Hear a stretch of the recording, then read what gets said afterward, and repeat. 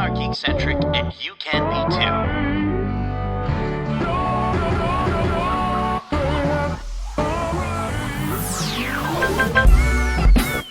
Love ya.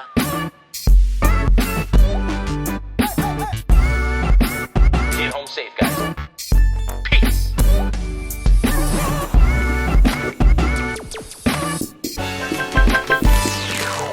Hello, I'm J-Law, but you can call me Justin, and welcome to our special Behind the Geeks episode for The Boogeyman. If you're joining us for the first time, well, we are Geekcentric, a podcast covering the world of movies, TV shows, toys, collectibles, gaming, and all things Geekcentric. Joining me for today's Behind the Geeks episode, he's a spooktacular individual. He definitely scares me from time to time. I'm checking under my bed to make sure he's not there. Mr. Nate Shelton, how are you? I don't think I'd fit under your bed. I would notice. I would notice you're under my bed.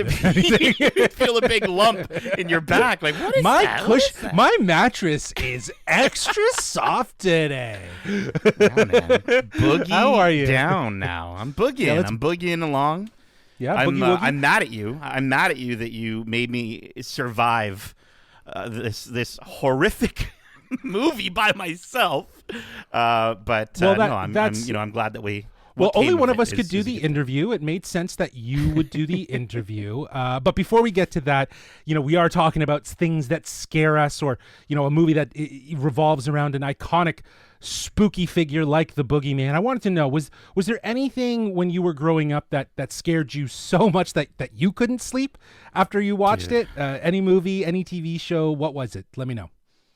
2002, The Ring. Okay. The Naomi Watts one, not the original Japanese, though I'm sure it's terrifying. But 2002, I saw it on TV. It was one of those situations where, like, when you're like, you have company over and you're a little kid and you don't really want to interact with the company. It's like your parents' friends or whatever. Yeah. And so, like, I'm just sitting in my room by myself, thankfully with the lights on, but I'm flipping through the channels and it's on TV. And I'm like, what is this? And it was one of those situations where I think I must have been like, maybe, how old would I have been? Maybe like 13. And I'm watching it. I'm sitting there and I'm just like, I don't know if I shouldn't be watching this, but I'm watching it. And it blew my mind, dude. Like, I couldn't, like, closet doors had to be closed, lights on all night. It's one of those movies that I think it's like stayed with me forever. I never got rid of it. I don't know. Horrifying. Well, yeah. See, so for me, mine was, it was definitely a scary movie, but it wasn't really like pitched as a scary movie. I think it was more of a thriller at the time. It's from 1993. It's called Fire in the Sky. It's a movie based on real events of people who were abducted by aliens, and then years later, were then dropped back off, and they had to deal with that sort of PTSD of having been abducted by aliens. And you see him living through moments and stuff like that. And at the time, 93, I would have been about 8, if I'm not mistaken, probably 7 or 8. And I remember watching this movie. I was at my cousin's house and they put it on and we start watching it. And, they're older than me and I'm trying to be cool. And I'm like, whatever. So I'm watching it. I'm literally shitting my pants because as soon as they told me that this was based on a true story, I was like, okay. What?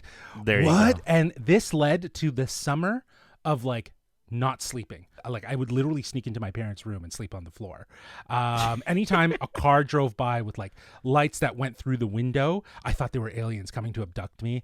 I was freaked out to the point where, like, my dad had to sit down with me and tell me, like, it isn't real, right? I'm like, but they say it's based on a true story. He's like, it's still like, that's what I was thinking. And then he was just like, there are fabrications to it. There are elements that are expanded. It was actually a very helpful conversation, because now here I am talking about movies and, most of the time I wish they were real. And, here I was hoping that, no, my God, I don't want it to be real. But yeah, like, it's one movie that's always stuck with me as being really scary. And I think a lot of it even has to do with the way they showed the aliens. Like, you never actually saw them. They were always like shadowy figures, blurry figures. You got a couple close-ups, but like it was scary, and that illusion of them was definitely amplified, and I think that was also a huge part of why I thought it was so scary when I was young. Yeah, I mean, I'm looking at screenshots of it, and I think yeah, I think the scariest part of any horror movie is when you don't see the thing. The thing that's meant to scare you. I think that's the scariest stuff, right? Is the almost to the point It's the where illusion, yeah. It's the what if, right? It's the what could happen that scares you, and I think that's very true for the movie of the person that we're getting a chance to have on this episode that we're going to be talking to was in. Yeah, well, let's get into it. First, the movie that we are talking about is The Boogeyman from 20th Century Studios. This is a horror thriller from the mind of best-selling author Stephen King, which opens June 2nd, 2023 in theaters nationwide. So that's at the end of this week. You can go and get yourself spooked out. But Nate, why don't you let our listeners know who you had the chance to sit down with? Yeah, absolutely.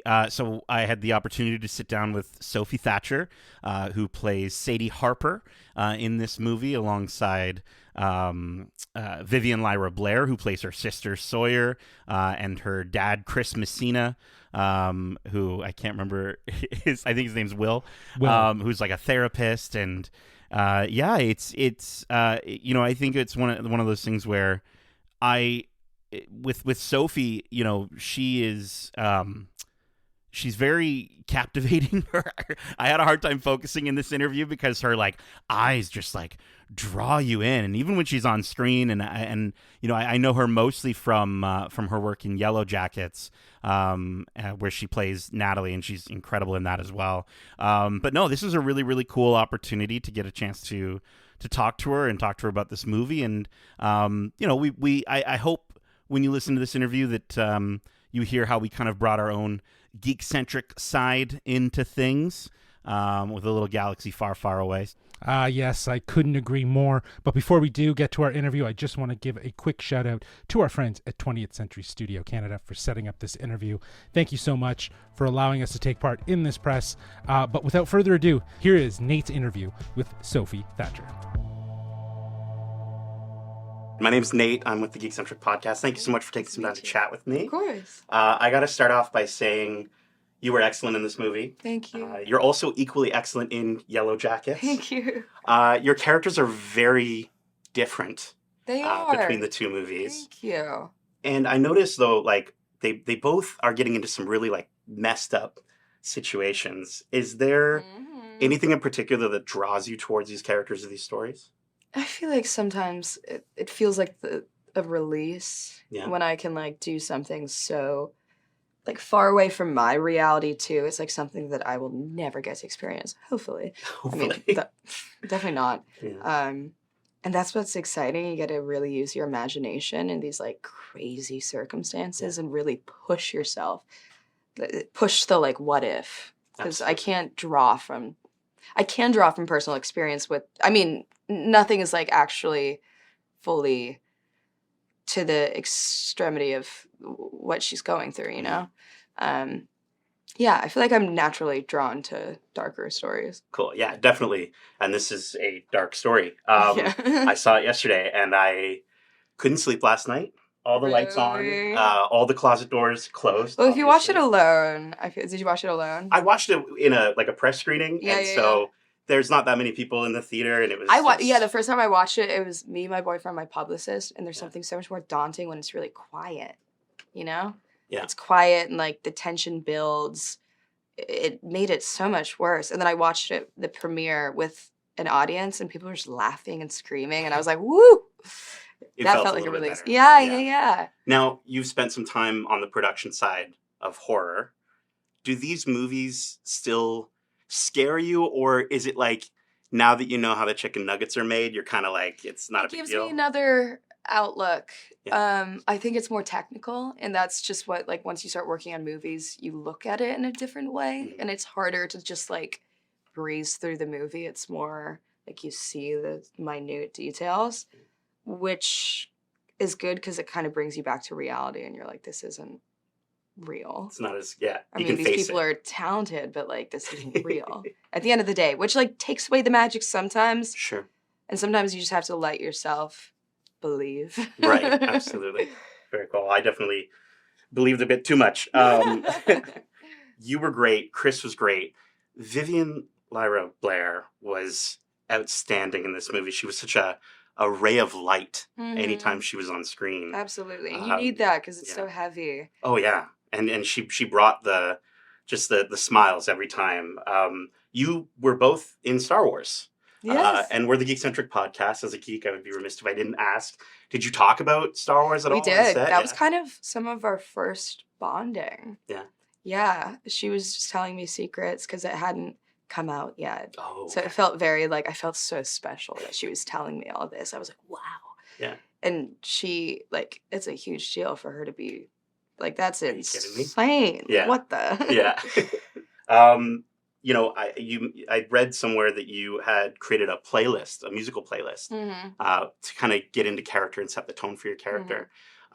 What was the number one song that you had on that playlist that you'd recommend? I probably won't have any idea. No.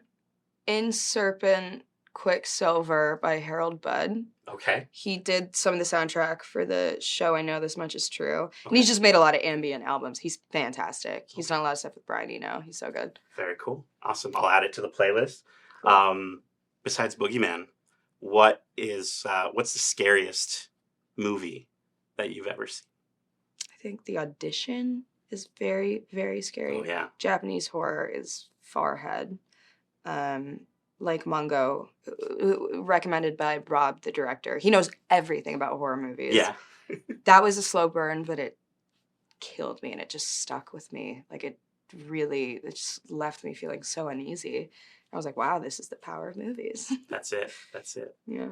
Sophie, again, you were excellent. I was really, really enjoyed your portrayal in this movie. And I think what really was the best part was that sisterhood bond. That's what people say. That's amazing. Yeah. It brings lightness and it feels real. Yeah. Yeah. Well, thank you so much for taking the time to chat with me. Thank you. And I can't wait to see what you do next. Thank you. Awesome. Thank you very much.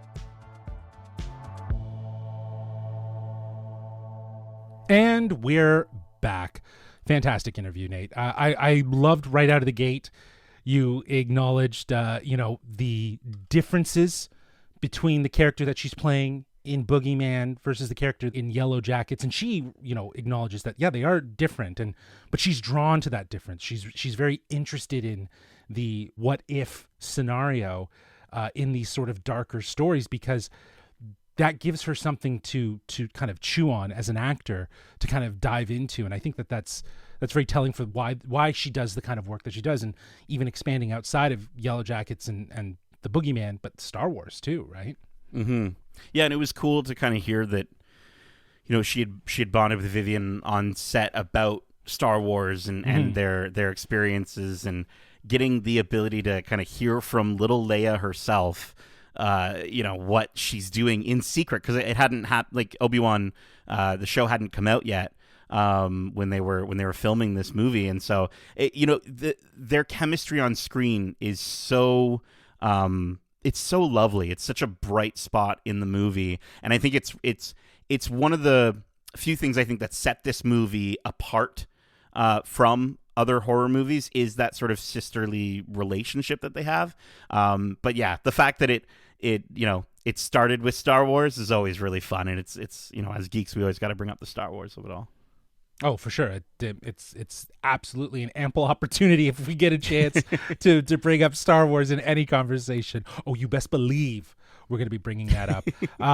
But another great sort of tidbit of I guess Sophie's way to get into her character is this music playlist, which I think is not something new for actors, but I love that that's something that she was able to do. She's finding the heart of the character through the tones of the music in her playlist, and I think that's really smart, especially given this sort of darker tone, and probably says a lot about where her character is starting off in this movie. Yeah, and apparently it was something that cast and crew sort of used her playlist to sort of figure figure out that's great. some of the overall tones for interactions with her characters. And so The Serpent in Quicksilver by Harold Budd, I told her in the interview I've never heard of it, I promise, and I didn't ever hear of it, but I've listened to it since the interview, and this is going to sound weird. To me, it sounds like the music that Radiohead probably listens to. Exactly. Do you know what I mean? No, like, it's not their that's a good music analogy. necessarily, but it's For sure. it reminded me of like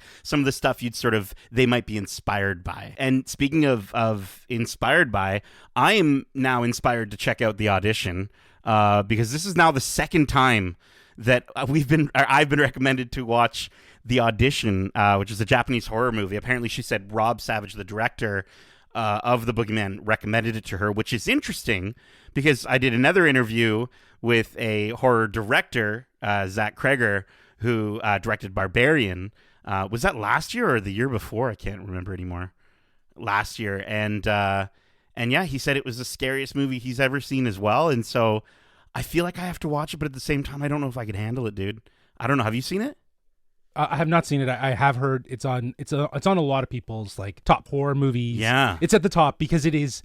From what I've heard, it's intense. So yeah, I don't know if I could do it. There was once upon a time when I was really into it and I could suspend my disbelief and watch these movies. But yeah, now I'm just a big chicken shit. So but that's okay. That's why we send you to do these things. So that's why I get to do them instead. Yeah, exactly, somehow the one who's the most emotional in every movie. Yeah, but you go prepared, man. You got the diapers. You got everything. You're good. You got it. I was ready. Yeah, man. The only other thing I would say is like when she brought up the aspect of sort of being in a horror movie and then sort of watching it back and that experience. I think the only thing I can possibly align it to is like what we're doing here, like with the podcast, right? Like when we get the opportunity to talk to people who listen to the podcast and are kind of hearing it from the outside, it's lovely because I find that I get to enjoy it more through people than doing it myself, simply because, I feel like she kind of talked about the fact that when she watches these movies, she's thinking about all the technical details. Yeah, no, for sure. I think, like you said, it's understanding how the chicken nuggets are made, and that's very much working on the podcast. I definitely agree. It's great to hear about the work that we're doing from an outside perspective, but then it's also knowing the insides of what went into making that. So yeah, I totally get it. But that's why we do what we do, and that's why we get great interviews like this. Great job, man. Oh, thanks, man. Well, that is it for this special Behind the Geeks episode for The Boogeyman with Sophie Thatcher. Again, a huge thanks to our friends at 20th Century Studios Canada for setting up this interview. The Boogeyman hits theaters this week, June 2nd, 2023.